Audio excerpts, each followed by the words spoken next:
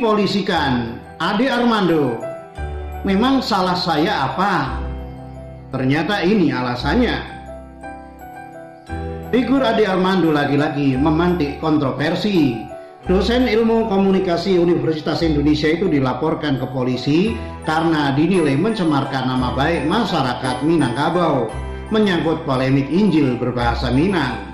Menanggapi itu, Ade tak merasa bersalah. Ia pun tak mempersoalkan jika memang sampai dilaporkan ke polisi. Buat saya nggak masalah dipolisikan. Memang salah saya apa? Kata Ade saat Selasa malam 9 Juni. Dia menyampaikan alasan mengapa menggunakan istilah masyarakat Minang terbelakang karena melarang Injil bahasa Minang. Ia menekankan Injil itu bukan kitab maksiat. Memang masyarakat Minang mengharamkan Kristen? Injil berbahasa Arab saja ada, kok Injil berbahasa Minang dilarang? Itu yang saya sebut terbelakang, ujar Ade. Ade Armando dilaporkan Badan Koordinasi Kerapatan Adat Negeri Bakorkan, Sumbar, dan Mahkamah Adat Alam Minangkabau atau MTKAM ke Polda Sumbar. Kuasa hukum BKAN dan MTKAN Wendra Yunaldi mengatakan bahwa postingan Ade di akun Facebook terdapat unsur penghinaan dan pencemaran terhadap orang Minang.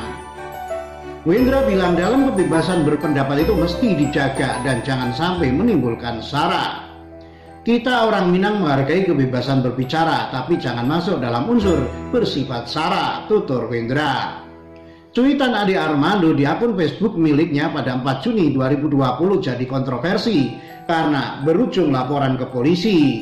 Ade dianggap menghina atau mencemarkan nama baik masyarakat Minangkabau. Ade juga dinilai melanggar pasal 28 ayat 2 Undang-Undang Nomor 19 Tahun 2016 tentang perubahan atas Undang-Undang Nomor 11 Tahun 2008 tentang informasi dan transaksi elektronik (JU) pasal 14 ayat 2 dan pasal 15 Undang-Undang Nomor 1 Tahun 1946 tentang peraturan hukum pidana.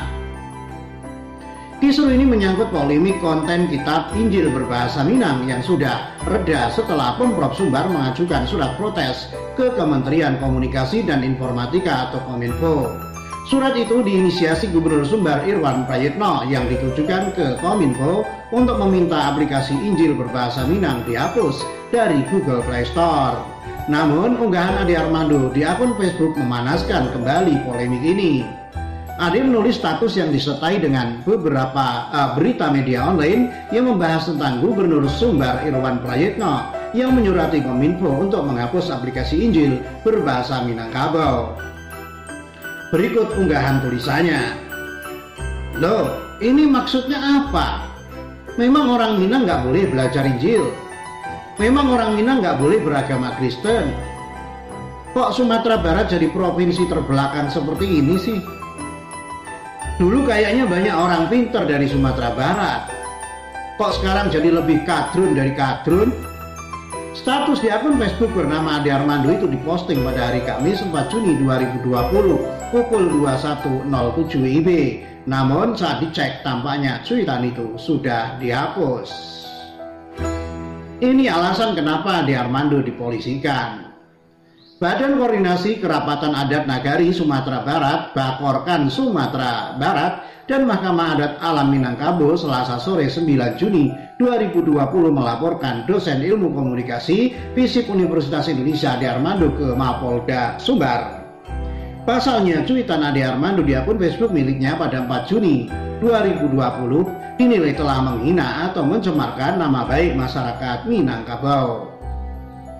Ketua Umum Badan Koordinasi Kerapatan Adat Nagari Bakorkan Sumatera Barat, Yusirwan Rashid, Datuk Gajah Tongga menyebutkan tanggapan Ade Armando terkait dengan kelanjutan surat Gubernur Sumbar ke Kemenkominfo yang disampaikannya melalui akun Facebook 4 Juni 2020 itu diduga telah memberikan hujatan dan pelecehan kepada masyarakat Minangkabau.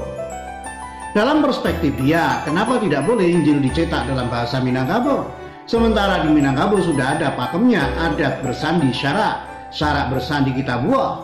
Menurutnya, atas pakem tersebut tidak ada pilihan lain lagi. Oleh sebab itu, masyarakat adat Minangkabau merasa dilecehkan dan tersinggung, kata Yusirwan Rashid Datuk Gajah Tonggak Selasa 9 Juli 2020. Menurut Yusriwan, cuitan Ade Armando itu telah menimbulkan kegaduhan di media sosial. Jika kemudian dibiarkan, maka akan berpotensi menimbulkan perpecahan dan pemberontakan.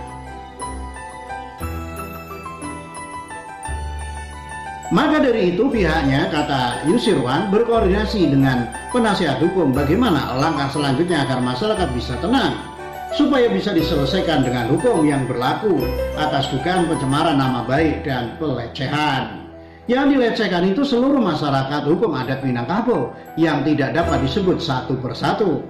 Karena yang dihujat itu adalah keberadaan keminangan dalam perspektif awalnya dalam urusan Injil berbahasa Minang. Kami sebagai organisasi koordinasi dari nagari-nagari di Sumatera Barat merasa terpanggil untuk meluruskan persoalan ini secara hukum, bukan dalam perspektif masing-masing, ujar Yusriwan Rashid, Datuk Gajah Tonggak.